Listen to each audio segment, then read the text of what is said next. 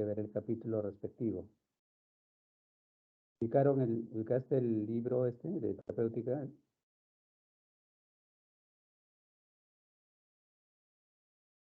Esa, Disculpe, doctor, no escuché lo que me dijo. y las referencias de las dos teorías que voy a desarrollar ahora están también en el libro que les compartí luego de la semana anterior, de las dos clases anteriores. Libro de terapia, Sí, doctor, me usted subió archivos del grupo. un libro, ¿no? Current Therapy.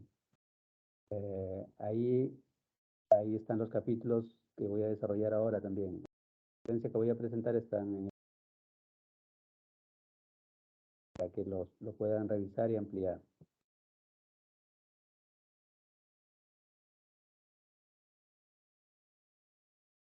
Dices,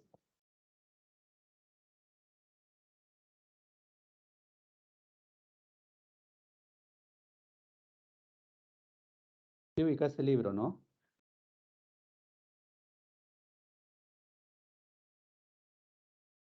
Doctor, usted lo subió a los archivos en el grupo del Teams. Sí, lo ubicaste, digo, ¿no? Sí, están los archivos. Sí, a ese me refiero, ya, por si alguien no lo ha podido ubicar, está ahí, para que pueda acceder si aún no lo ha hecho, ¿no? ¿Empezamos, Melissa? Sí, doctor, creo que ya podemos empezar.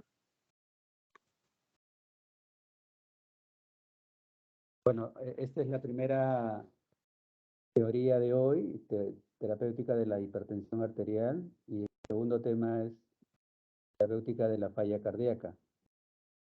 Y el seminario que vamos a desarrollar en este capítulo está dedicado a la fibrilación auricular, que va a desarrollar el siguiente martes, 4 de la tarde. Este tema de hipertensión arterial es un tema frecuente en la práctica clínica, importante, no es solo para el tipo de cardiología, es más, ni siquiera él debería manejar esto, ¿no? Es para medicina interna, medicina incluso general. Vamos a ver de qué se trata. Ciertamente es un tema amplio, tiene su complejidad, pero vamos a ver cómo lo abordamos. Esta es la referencia que voy a utilizar y como les decía, está en el libro que ya está en la plataforma de Microsoft, pueden acceder a él, ampliar la presentación. Y empezamos señalando que la hipertensión arterial es una enfermedad pues prevalente, ¿no? En la costa de nuestro país puede comprometer o afectar a un 10 a 15% de la población. Un control adecuado de este problema va a significar una reducción del síndrome coronario agudo de hasta un 20-25%. Una disminución, una reducción de los desórdenes cerebrovasculares en un 30-35% y también de falla cardíaca hasta en la mitad de los casos, ¿no? Entonces, diagnosticar la hipertensión, controlarla adecuadamente es un reto no solo para el clínico, sino para el sistema de salud, porque esto hay que verlo no solo desde el punto de vista médico-paciente, sino desde el punto de vista del sistema de salud de un país, ¿no? El diagnóstico de la hipertensión no se hace solo con un registro de presión alta, es con una tendencia, excepto pues que hay una cifra de una presión arterial muy elevada y exista clara evidencia de daño de órgano blanco, me refiero pues a riñón, corazón, retina, etcétera, ¿no? Generalmente hacemos el diagnóstico con una tendencia en las cifras, ¿no? Semana, 2 semanas, porque habitualmente la hipertensión no se traduce en molestias. Muy pocas veces hay molestias relacionadas a la hipertensión. Entonces, es importante ver la tendencia en las cifras para que no exista ninguna duda de que paciente que tenemos enfrente tiene el diagnóstico, le corresponde el diagnóstico de una hipertensión arterial crónica, sobre todo porque estaríamos frente a una enfermedad crónica que no se cura, sino se controla. Y entonces el paciente debe tener en la mente muy claro qué es lo que tiene y qué es lo que no tiene, para afrontar debidamente el problema y prepararnos no solo para el éxito de corto plazo, sino para el éxito de largo plazo.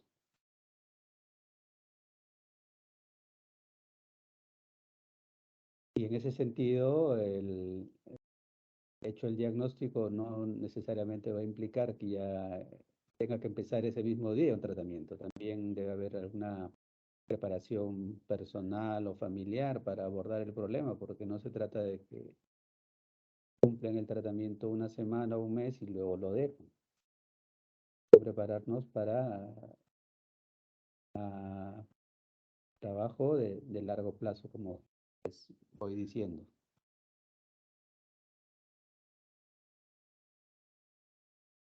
Tomando en cuenta las recomendaciones americanas, 7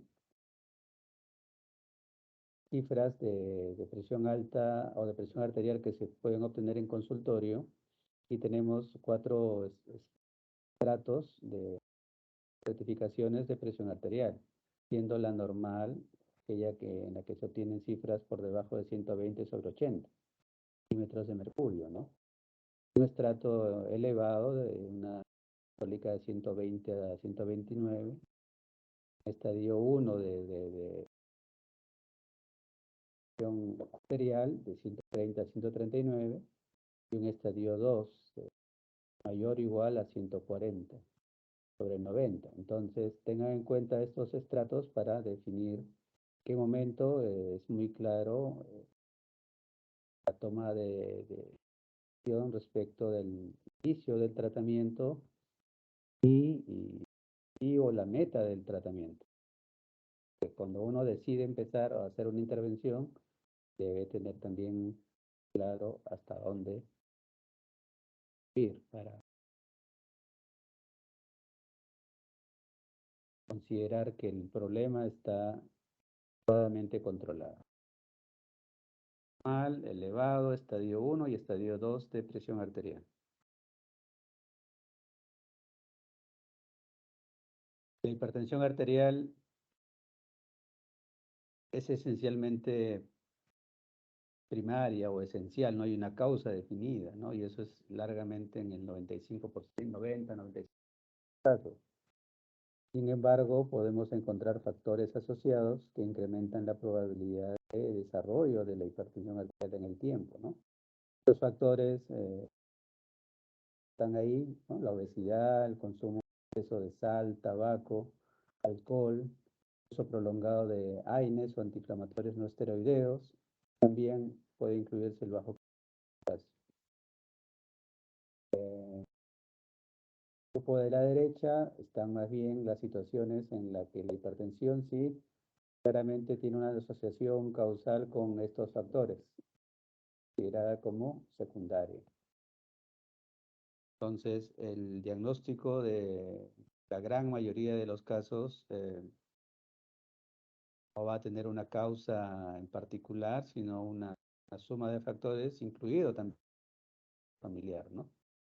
Suma para no complicarnos con el diagnóstico y más bien concentrarnos en el manejo de la hipertensión.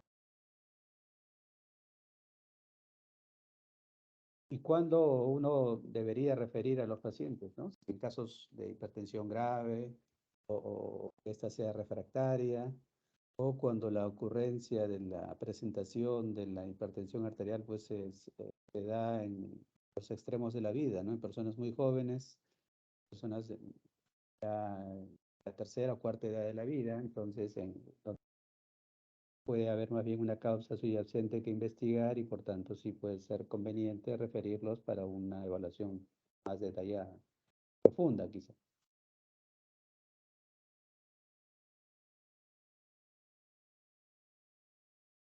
Para hablar de complicaciones de la hipertensión arterial no podemos desligarnos del otro problema grande, importante que tenemos en práctica clínica, que es la diabetes mellitus, ¿no? Juntas, pues, hacen que el daño de órganos sea mayor y sea más importante, ¿no? Y al respecto, tenemos dos grandes grupos, ¿no? Macroangiopatía y la microangiopatía. Hablamos de macroangiopatía, estamos hablando de afectaciones en el territorio cerebrovascular, o en las coronarias, o en las arterias periféricas de los miembros inferiores y de las carótidas. Estos son grandes vasos y por eso hablamos de macroangiopatía. Entonces, el paciente puede tener un DBC, o puede tener enfermedad coronaria, o puede tener una enfermedad arterial periférica que se manifiesta en claudicación intermitente. Otro extremo, más bien, el problema puede estar a nivel micro, de la microcirculación. Y ahí tenemos que enfocarnos en la retina, ¿no? Retinopatía hipertensiva, así como retinopatía por diabetes, a nivel del glomérulo, ¿no? Los glomérulos pueden ser afectados por estos problemas, entonces hay indicadores que me indican daño de glomérulo, ¿no? La proteinuria, etc. Y también los nervios periféricos, una polineuropatía secundaria pues, a la afectación de los nervios que hay en este territorio. Entonces, distingan ustedes lo que es macroangiopatía y la microangiopatía. Estos representan los daños de órgano blanco.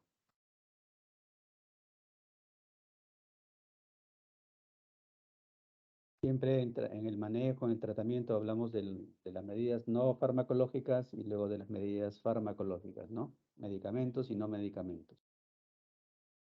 No medicamentos, hablamos de los estilos de vida, medidas generales, ¿no? Que quizá en el plano individual sean difíciles de medir efecto, pero que sí tienen una demostración de resultado cuando se evalúan a nivel colectivo, ¿no? Entonces, en ese sentido, y es recomendable que las personas hagan un esfuerzo por seguir estas recomendaciones porque sí tienen una traducción en beneficio, ¿no? Por ejemplo, si se reduce el peso, ¿no? El peso se mantiene en un índice de masa corporal de 18 a 25, la reducción del peso puede fluctuar de un 5 hasta 20 milímetros de mercurio, ¿no? Si se cambia un estilo de dieta saludable, también hay otro rango de disminución de la presión arterial. Mismo el consumo de sal, la caminata, ¿no? Actividad principal casi como rutina en el día, y el consumo de alcohol. Acá he puesto moderar o evitar porque depende ya de la situación cultural, ¿no? Hay unas naciones donde el consumo de alcohol está muy extendido, va a ser difícil ahí dar eso, más bien en ese escenario podríamos hablar de moderar. En otros casos, países o naciones donde el consumo no es mayor, sí, quizá podamos hablar de evitar el consumo de alcohol, ¿no? Entonces, eso también tiene una reducción en cifras de presión arterial. Entonces, sí, las medidas generales tienen un efecto y un impacto y hay que hacer todo el esfuerzo para tratar de seguirlas, pero también acompañados de las medidas farmacológicas porque a veces no son suficientes, ¿no? Ahora, usar medicamentos no siempre es bueno, pero si no tenemos alternativa, tenemos que seguirlos. Y en ese sentido, hay que evaluar siempre el riesgo-beneficio de usar determinado medicamento. Cada clase de medicamentos están aprobados, pero siempre hay que evaluar su perfil de seguridad. Entonces, pueden ser muy eficaces, muy efectivos, pero tienen algún riesgo o efecto colateral que hay que vigilar, que hay que tener muy presente, tan en el mismo nivel de la eficacia o la efectividad.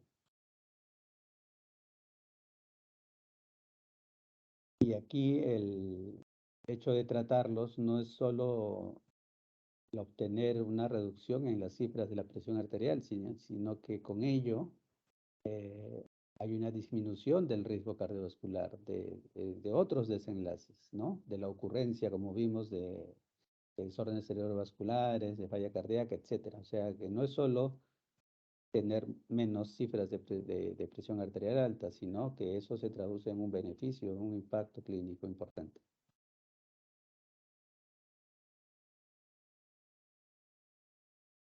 Y aquí, para decidir cuándo empezar la terapia, tenemos dos escuelas, dos tendencias, la americana y la europea, ¿no? Fíjense que la decisión de empezar va, y vamos a retomar lo de los estratos de presión arterial que habíamos mencionado, pero eso ligado al riesgo cardiovascular, ¿no? Evalúan el riesgo cardiovascular, está elevado o no está elevado. Si está elevado, pues somos un poco más, inicio será más temprano, miren, en el estadio 1, ¿no? Pero si no está elevado el riesgo, será en el estadio 2 de presión arterial. Los adultos mayores funcionan como este grupo, el segundo grupo, si tuviese un riesgo elevado de cardiovascular.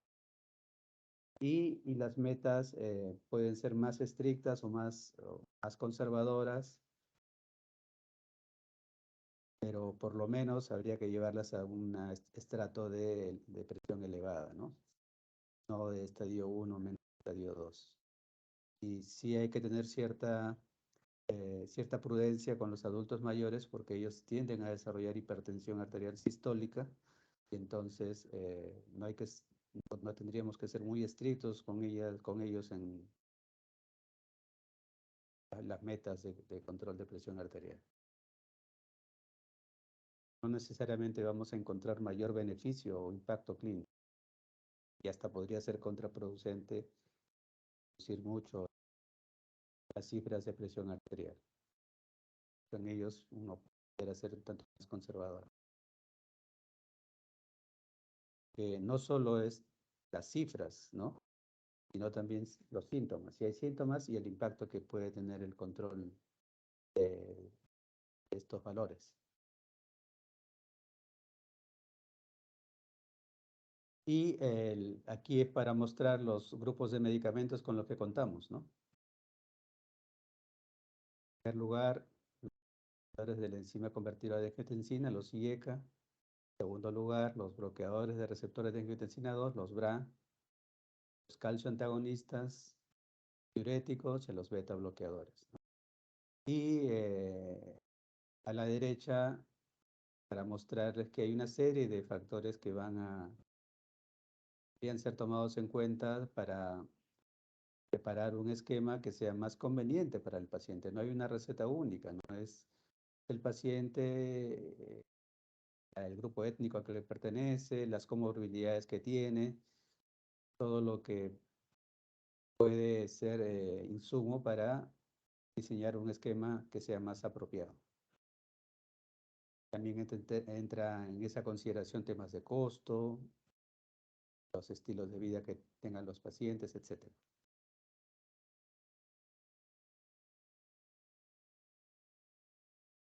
La propuesta es de cómo empezar el tratamiento farmacológico, es una propuesta escalonada, ¿no?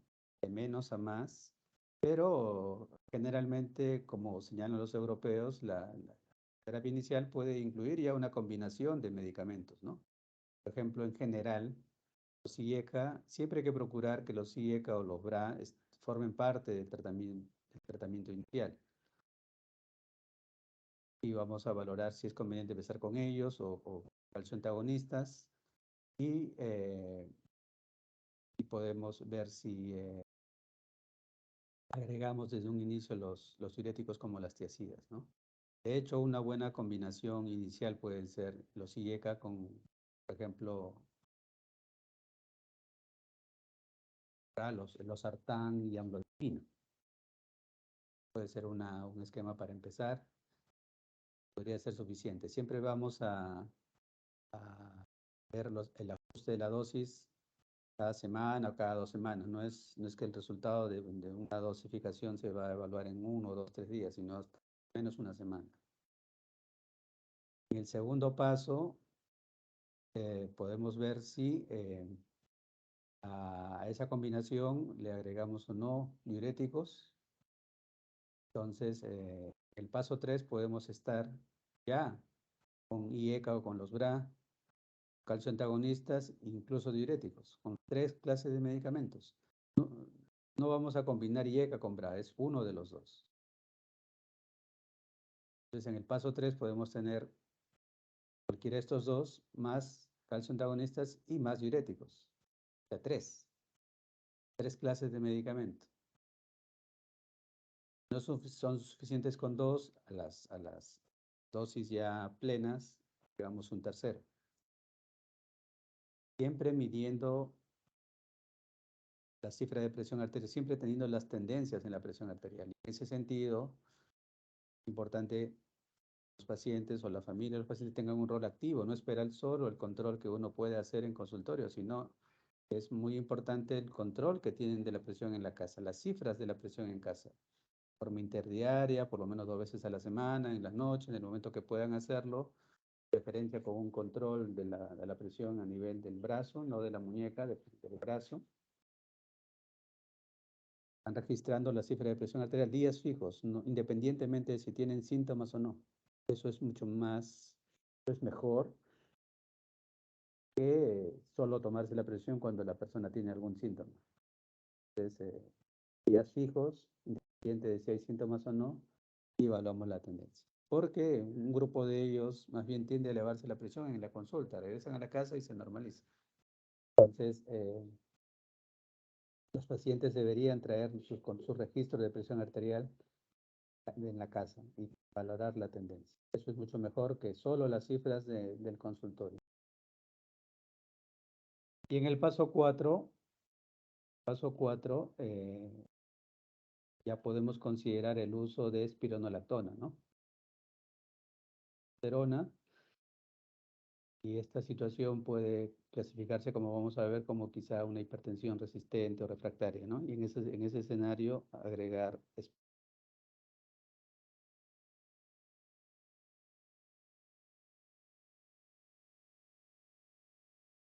Hablemos del primer grupo, los IECA.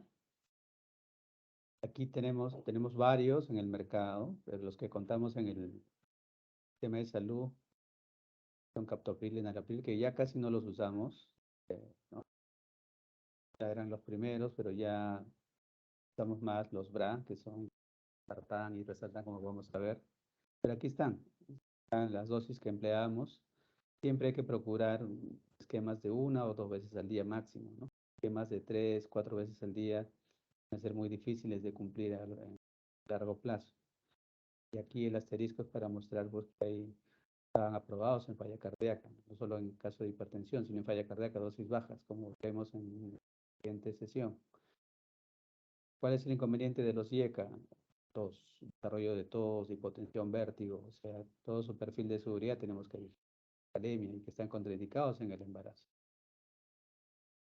Quizá el enalapril, captopril, todavía usemos algo de ello en crisis hipertensivas, en urgencias, pero ya de manera regular prácticamente no.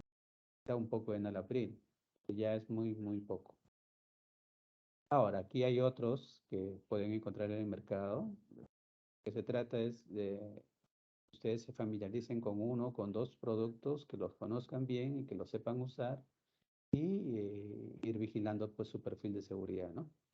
No hay una preferencia particular, es a que ustedes se puedan dar más. Decía, estos son los BRA, ¿no? Es lo que empleamos actualmente en sartán. El valsartán salió del mercado por una recomendación y porque tenía componentes que podían ser efectos nocivos, entonces fue retirado del mercado.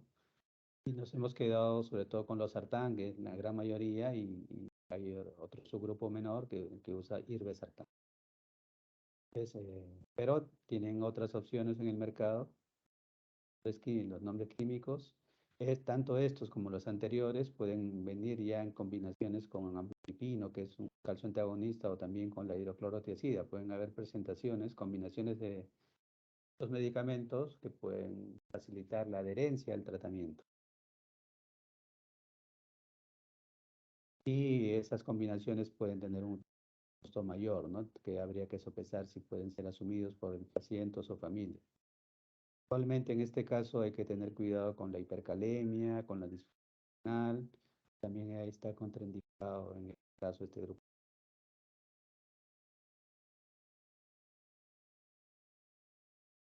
Los calcio antagonistas, aquí hay dos grupos, no pertenecen a la dihidropiridina, están el tiltiazem, verapamilo, y las que sí pertenecen están el amlodipino, dipino de acción prolongada, que son los que usamos más, ¿no? Aquí las dosis, miren, estos tienen actividad en el periférico, ¿no? Pero respecto de la conducción cardíaca y la contractilidad del corazón, el verapamilo tiene mayor efecto. Por eso es que hay que tener cuidado si el paciente tiene falla cardíaca, no va a ser una opción considerar este medicamento. Y estos productos están aprobados para angina, o sea, si el paciente además de la hipertensión tiene enfermedad coronaria, podría ser una opción. Además que también pueden favorecer el control de la arritmia que puedan tener los pacientes. Los que pertenecen a la dihidropiridina, como les decía, el amlodipino, el nifedipino, y tenemos, estos son los que más usamos. Amlodipino, una dosis de 2.5 a 10, pero la dosis usual es de 5 miligramos. 5 miligramos de amlodipino, preferencia en las noches, y va a ser suficiente. Incrementar a 10 no necesariamente va a traer más beneficios, sino puede traer más problemas, porque el inconveniente con estos medicamentos es que el paciente puede desarrollar edema, ¿no? ¿Y quién quiere tener edema? Es cómodo. Entonces, si es que no funciona con 5, en lugar de pensar en incrementar la dosis a 10, quizá haya que pensar en buscar otra clase de medicamentos que forme parte del esquema de tratamiento. Y el nifedipino de acción prolongada, ¿no? De 30 a 60 miligramos una vez al día, de preferencia en las noches, es lo que usamos actualmente. Antes se usaba el nifedipino de 10 miligramos, que tendría que usarse cada 8 horas, que ya no es una opción, ya prácticamente no debe usarse. También tiene el efecto de taquicardia de rebote, entonces resulta mucho más inconveniente desde el punto de vista cardiovascular.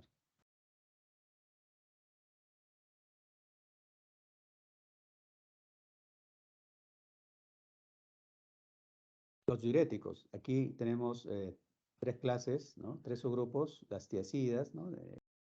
Dentro de ellas la hidroclorotiazida, medicamento que está a la mano, de bajo costo y que puede ser útil, ¿no? Dosis de 2.5 o máximo 25, no, procure no llegar a 50 miligramos, porque el inconveniente de este producto, sobre todo si se usa en forma prolongada, es que pueden haber disturbios metabólicos, ¿no?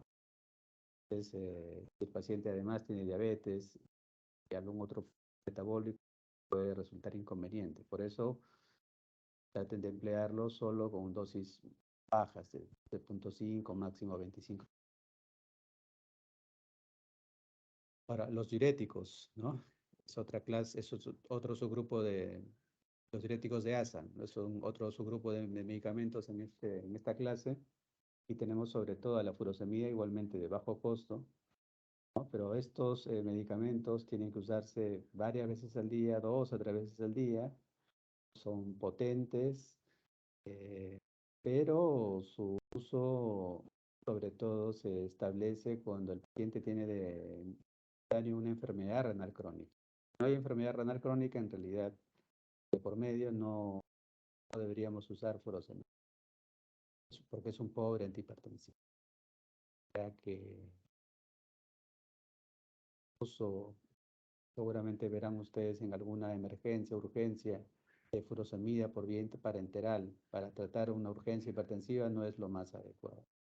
Ahí están disminuyendo el intravascular y forzando el control de la presión. No deberíamos usar furosemida y puede ser una alternativa como diurético en los pacientes que tienen hipertensión arterial crónica y además enfermedad renal crónica. Ahí sí, los diuréticos de ASA pueden ser de ayuda. Adicionalmente, contamos con los inhibidores de aldosterona, la espironolactona sobre todo, que también está a la mano, bajo costo, de 12.5 hasta 100 miligramos una vez al día, ¿no? Pero hay que tener cuidado con la hipercalemia metabólica, ginecomastia, o sea que no es solo cuestión de prescribir, ¿no? Sino que hay que ser muy claro si realmente el beneficio va a ser mucho mayor al riesgo. Y como ya les estaba mencionando, sobre todo lo usamos para situaciones de hipertensión refractaria o resistente. Entonces, generalmente procuren usar una dosis de 25 miligramos, no más, ¿no? Es que llega el escenario en el que esto es el siguiente paso.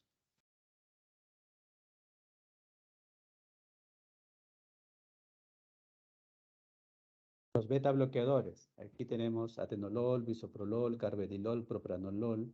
Miren, los dos primeros son cardioselectivos, beta 1 selectivos, ¿no? Entonces aquí están las dosis.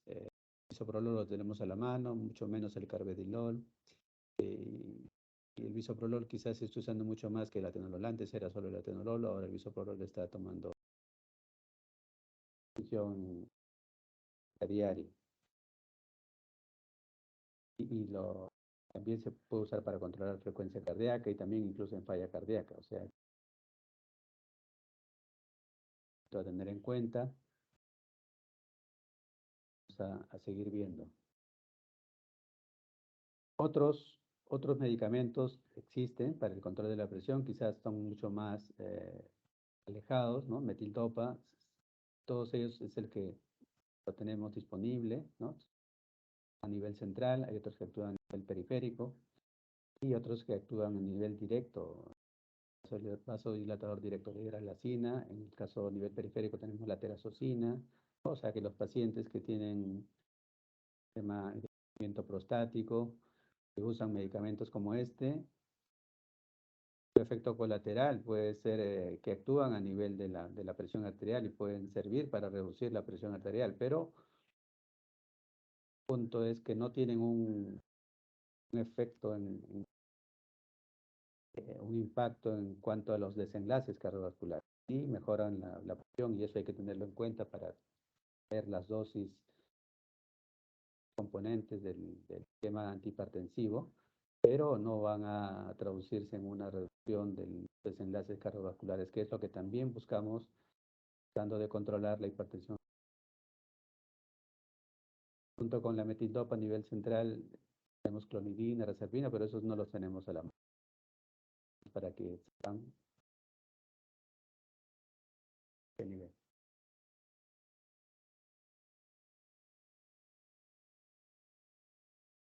Están las dosis. Y esta figura sirve para que vean el posicionamiento de los IECA, ¿no? En relación a las diferentes situaciones clínicas, ¿sí? Falla cardíaca, posinfarto de miocardio, alto riesgo de enfermedad coronaria, diabetes, enfermedad renal crónica o prevención de un desorden vascular cerebral recurrente, ¿no? Entonces, miren cómo los IECA están posicionados prácticamente en todas las situaciones. Beta bloqueadores, sobre todo cuando hay enfermedad coronaria o falla cardíaca. A tener en cuenta, ¿no? Unos u otros de acuerdo a la situación, ¿no? Uno puede evaluar con calma en qué escenario estamos, ver cuáles pueden ser los componentes del esquema a diseñar.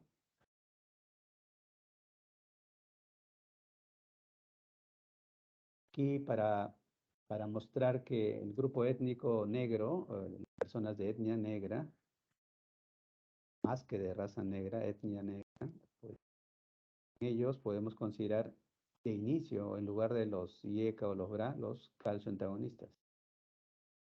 Funcionan mejor, tienen mejores respuestas, con o sin diuréticos, ¿no? Y es similar al comportamiento que tienen los adultos mayores. Ellos también podemos considerar de inicio más que los IECA o los BRA, calcio-antagonistas.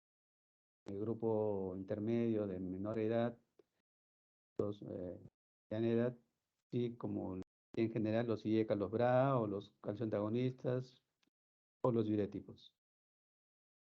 En segunda línea, aquí se incorporan los beta bloqueadores. Tercera línea, si estamos frente a una situación de ya de hipertensión resistente o refractaria, los testosterona, la espironolactona. Y mucho más alejado ya como las opciones, los medicamentos de acción central, ¿no?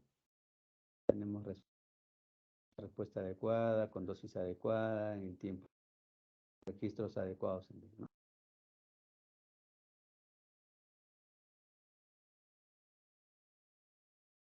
Ahora, ¿cuándo consideramos, cuándo podemos clasificar a una determinada situación como hipertensión resistente? Cuando obviamente hay una falla en el control de la presión arterial, pero verificando que la adherencia, la regularidad del tratamiento sea adecuada y que el paciente esté recibiendo efectivamente 3 clases de medicamentos, ¿no? Una de ellas sean los diuréticos, o sea, que están recibiendo IECAS o BRAS, también calcio antagonistas y también diuréticos. Y con esos 3 clases de medicamentos, el paciente no hemos logrado las metas de manera persistente, podemos catalogar como una.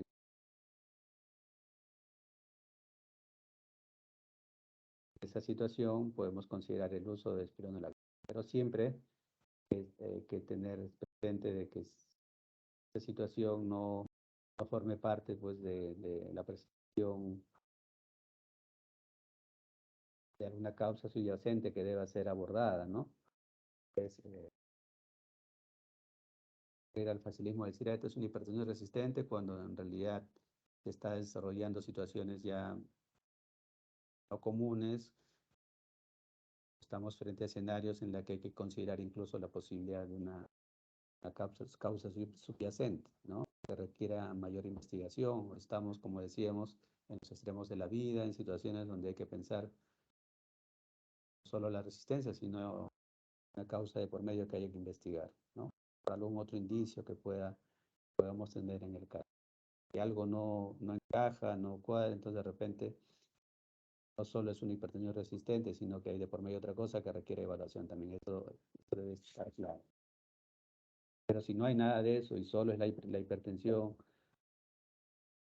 y entonces es cuestión de afinar el tratamiento, podemos seguir la secuencia. Hay una señal de peligro. Ahora vayamos a 2 situaciones, urgencia hipertensiva y emergencia hipertensiva. Términos que tienen que manejarlos de manera muy clara. Hay mucha confusión al respecto, ¿no? Y esa confusión se traduce en medidas adecuadas a la hora de manejar a los pacientes que tenemos. Urgencia hipertensiva, ¿no? ¿Cómo se define? Como una hipertensión grave.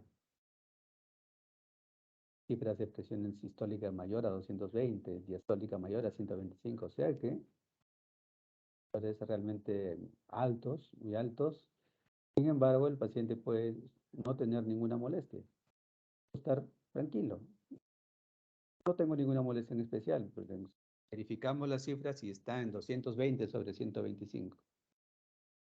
Estamos frente a una urgencia hipertensiva. Si bien es cierto, las cifras son muy elevadas, no tenemos que precipitarnos en manejo intensivo. Tenemos varias horas o hasta 24 horas o varios días incluso para controlar ese caso. Entonces, por vía oral, no tenemos que recurrir a la vía parenteral, ¿no? Y el paciente no necesariamente debe quedar hospitalizado, podemos observarlo algunas horas urgencias, ver, evaluar el esquema de tratamiento que lleva y podemos hacer ajustes en su tratamiento. Puede recibir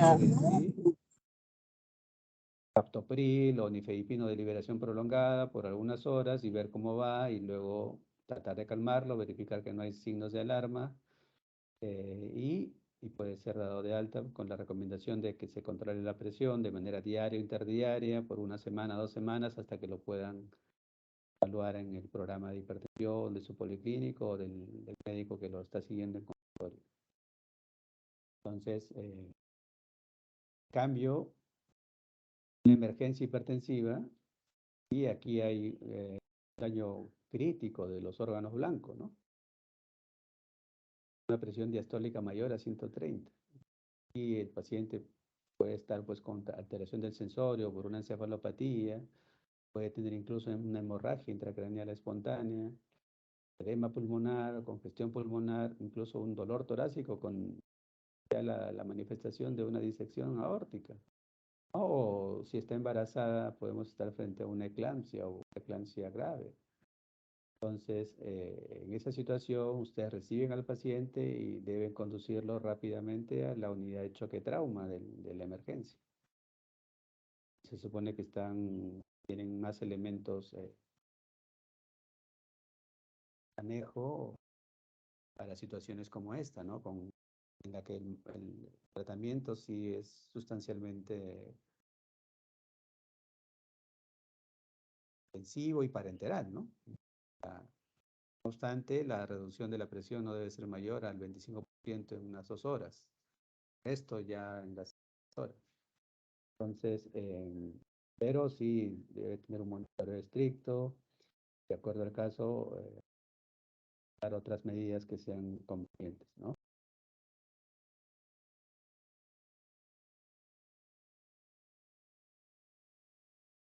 Con esto terminamos este primer tema.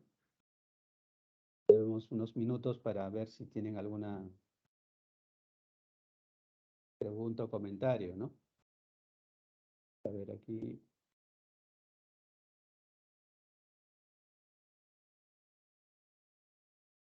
Adriana, Sí, doctor, buenas tardes. hola, ¿tendrás alguna pregunta o comentario? No, doctor, la verdad todo claro con la clase. Bien. Almeida, Pedro, ¿Cuál es el manejo en cuanto a urgencia y emergencia? Tengo entendido que la terapia endovenosa es... ¿Qué medicamento, qué medicación sería? bueno, ahí ya quizá el manejo no sea solo del médico general, sino del médico de urgencias y medicación parenteral que lo vamos a revisar. Ahí puedes usar beta bloqueadores de manera venosa, ya no por vía oral. Tienes que ver si hay dolor torácico, si hay hemorragia, puedes inclinarte por los nitratos. Ya es un manejo, ya no solo es la hipertensión, cómo está el paciente. Si es renal, si está embarazada, el manejo puede variar. Quizás sea que estemos frente a una emergencia hipertensiva, pero no es solo eso, no es qué órgano blanco está afectado. Y hay medicación que puedes revisar en el libro, en el capítulo, tiene varias opciones y lo más importante es que no es solo que estén ahí, sino que estén disponibles en choque trauma. Entonces, a ver, opciones hay, pero habría que ver qué tenemos también a la mano. Entonces, revisa por favor ese capítulo, ese tema en ese capítulo donde vas a ver algunas opciones de manejo parenteral. Incluso no solo es manejo, sino también qué pruebas hago, porque si sospecho de una hemorragia intracerebral, deberé asegurar la vía aérea, el ABC, y ver luego si tengo que hacer una tomografía o no. ¿No? Entonces, o si el paciente está en emergencia también, insuficiencia renal grave y también tengo que dializar. O sea, ya es un conjunto de medidas, no solo la presión. ¿Sí?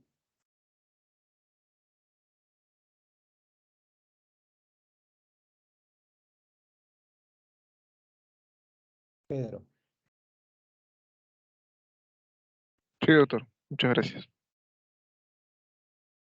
Eduardo Albeniz.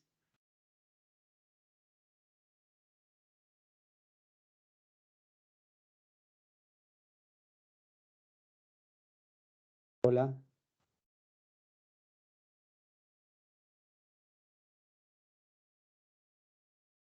Eduardo.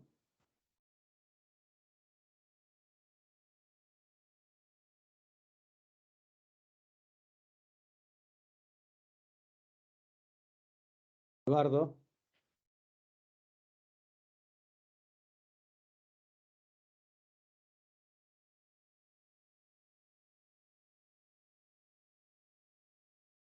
Analí. Sí, doctor, buenas tardes. Hola. ¿Tienes alguna pregunta, comentario? No, doctor, ninguna pregunta. Eduardo, ¿quieres decir algo? Anef. No, doctor. Prieto.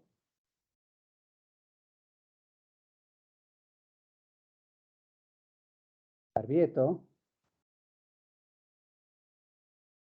¿Escucha? ¿Una pregunta, Escucha, comentario? doctor.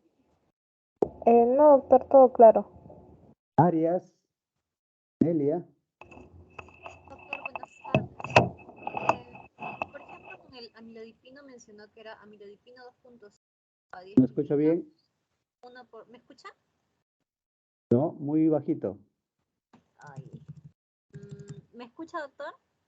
Algo mejor.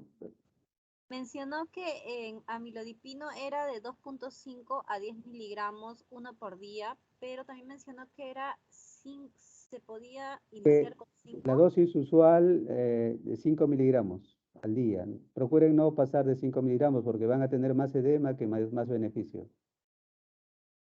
Doctor, ¿y lo mismo sucede con, por ejemplo, con el enalapril, con el losartán? O sea, ¿hay una dosis de mantenimiento también?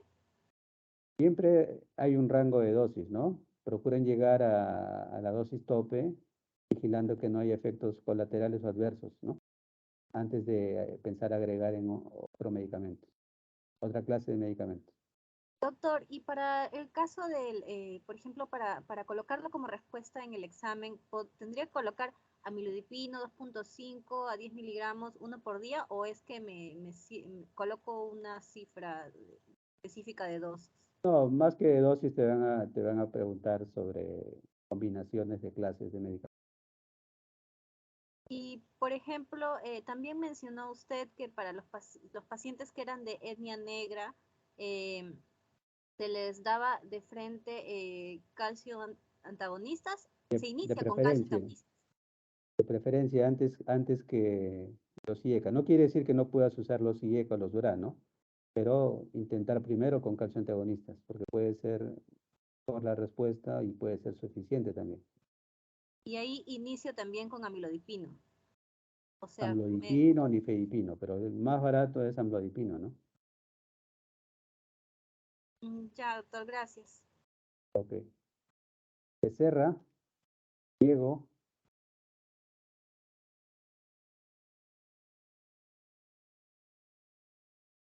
Becerra,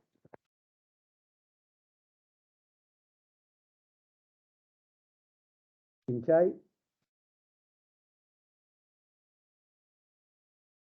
Sí, doctor, buenas tardes. hola, No tengo ninguna pregunta. Cristina,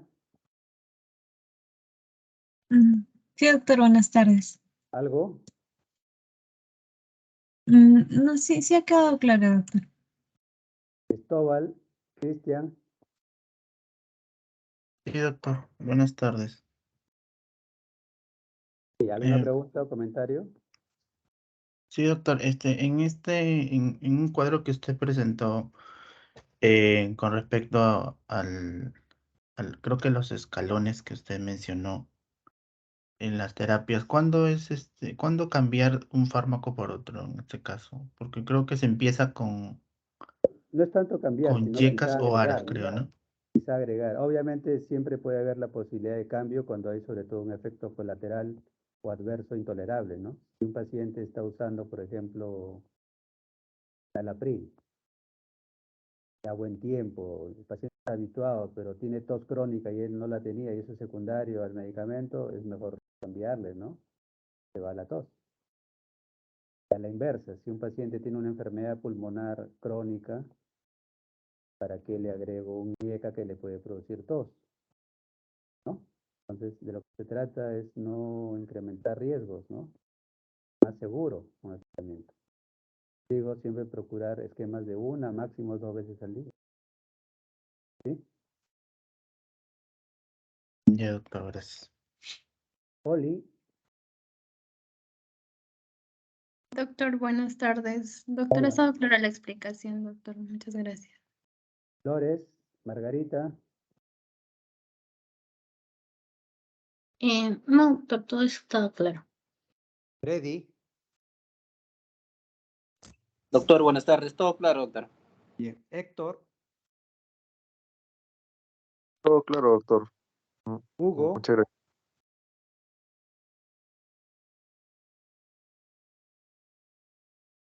Hugo, Sí, doctor. una pregunta, comentario. Doctor, cuando recién se diagnostica una hipertensión arterial, ¿cuál sería el tratamiento? Eso he tratado de explicarles.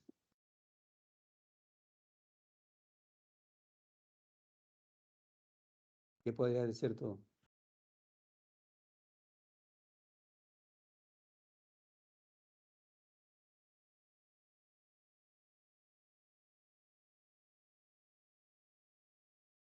Ingrid, Todo claro, doctor. Gracias. Joaquín, No, presente, doctor. Está todo claro. Solo un comentario, ¿no? sí.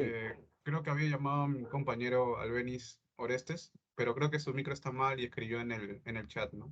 Por si acaso. Para decirle que sí estaba.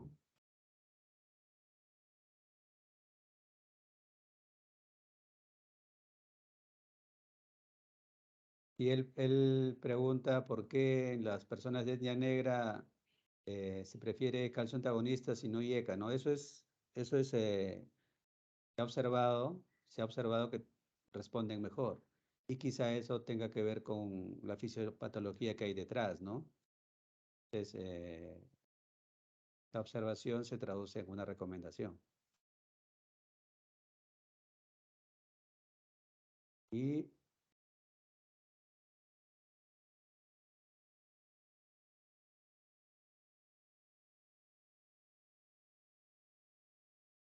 Jorge, Awina,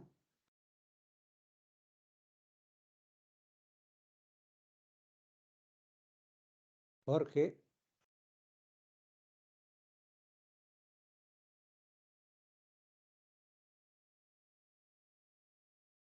Jorge, Jocelyn, Presente, doctor, todo hola, claro. Caroline, Presente, doctor. Todo bien, todo claro. Catherine, Presente, doctor. Todo claro. Lisette, Buenas tardes, doctor. ¿Se me escucha? hola, sí, Doctor, yo tengo una duda con respecto a sí, la clasificación.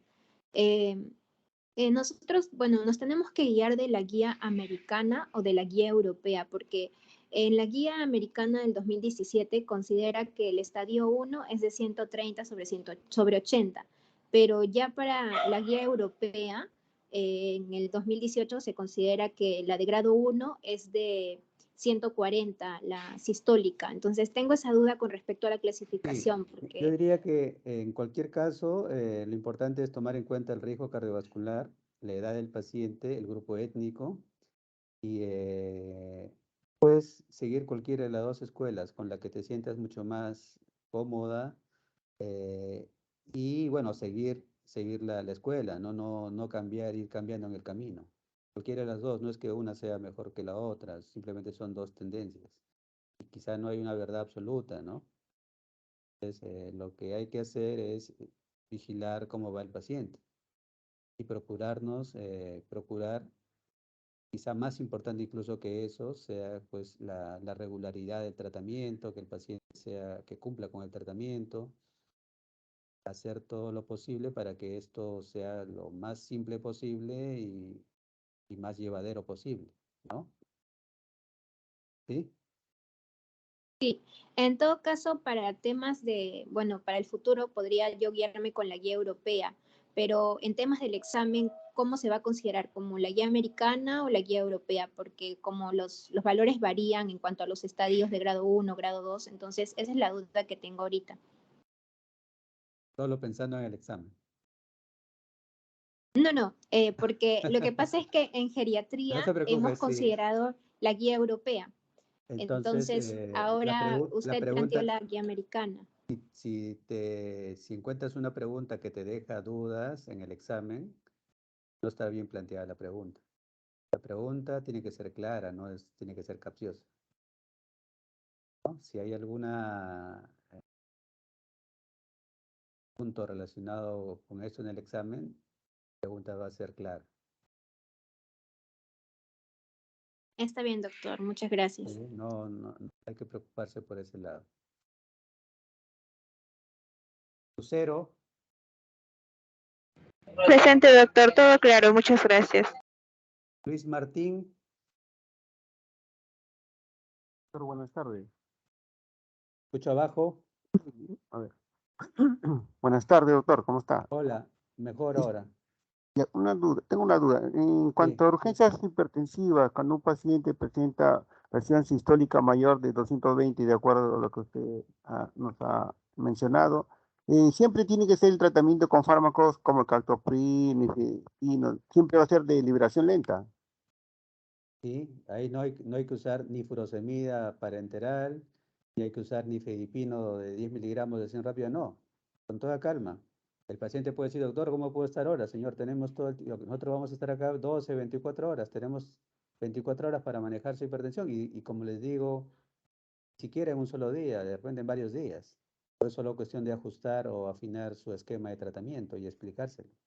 Y verificar que no haya señales de alarma, órganos blancos, y el paciente en las siguientes horas dar confianza y explicarle a él, a su familiar, puede ser controlado perfectamente en los siguientes días.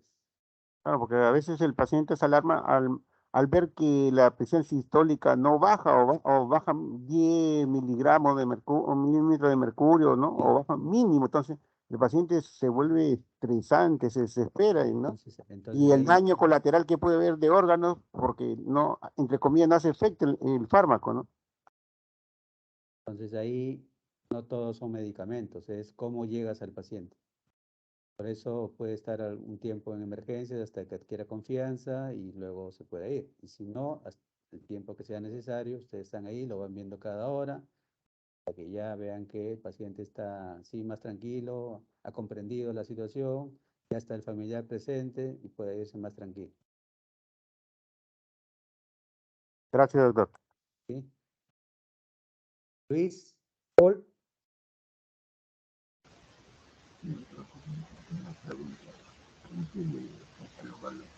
¿Se escucha?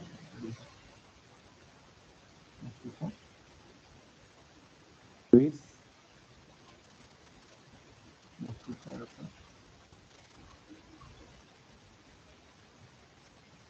¿No se escucha? Elisa. Todo está claro, doctor. Bien. Renzo. Sí, doctor, buenas tardes. Todo está claro. Bien. Rosa. Buenas tardes, doctor. Una consulta. Sí. Con respecto a la referencia que justo fue una de las primeras diapositivas, un paciente que viene con, por ejemplo, con una de las consecuencias de esto, por ejemplo, un ACV que ya ha pasado ya como antecedente y es no tratado, ¿no? O sea, fue llevado a emergencias, pero luego va a recibir tratamiento.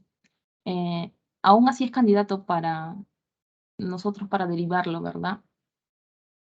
Bueno, si está estable, Va a Ajá, ser por ejemplo, ha conveniente pasado un que tiempo, ¿no? quizá tenga una reevaluación por neurología en las siguientes semanas, meses al evento, para ver si va a hacer algún ajuste en la recomendación mientras van manejando la hipertensión, los factores de riesgo, y probablemente regrese para que ustedes lo sigan manejando. Ah, ya, Siempre hay que entonces ver no. qué quedó pendiente, ¿no? Ujú.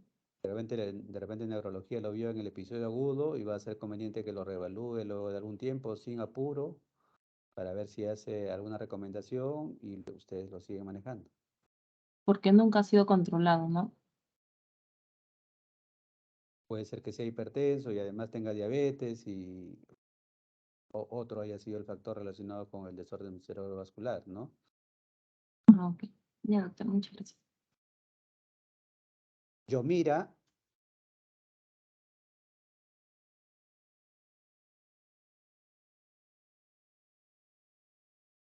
pero Úrsula, la referencia no tiene que ser porque o temor, no sé, por eso no puede ser la referencia, es referencia simplemente para más el trabajo, ¿no? Pero yo no quiero trabajar, lo refiero. No sé, o miedo, ¿no? El motivo de la referencia, debe estar muy claro, ¿no? Lisa,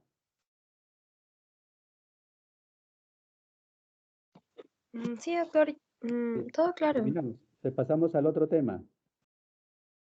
Ya, doctor, está bien. Sería el de falla cardíaca. ¿Nos mantenemos en esta reunión o va a iniciar la otra? Intentamos, creo, ¿no? Intentamos, pero que no haya problema. Se puede, ¿no? Sí, doctor, podemos continuar en esta reunión para que no haya el Bueno, problema de migrar a perfecto. la otra. Bien, entonces, dejen un momento para subir la otra Doctor, presentación. Sí, posibilidades, doctor. sí, ¿algo? No, doctor, no tengo dudas, solo no me llamó. Creía que sí. Bueno, ya está. Vamos al otro tema.